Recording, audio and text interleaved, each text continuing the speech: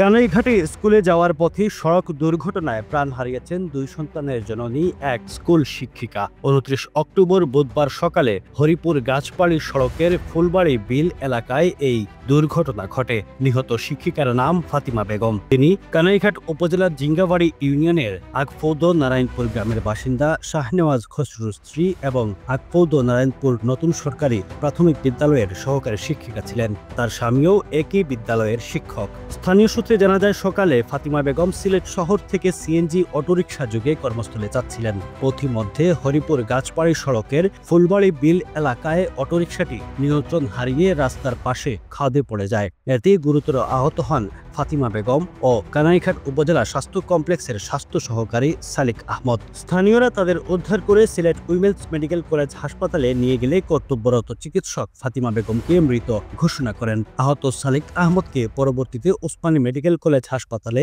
ভর্তি করা হয়। শিক্ষিকার মৃত্যুতে এলাকায় শোকের ছায়া নেমে এসেছে। সহকর্মী শিক্ষক, শিক্ষার্থী ও অভিভাবকরা তাকে হারিয়ে গভীর শোক প্রকাশ করেছেন।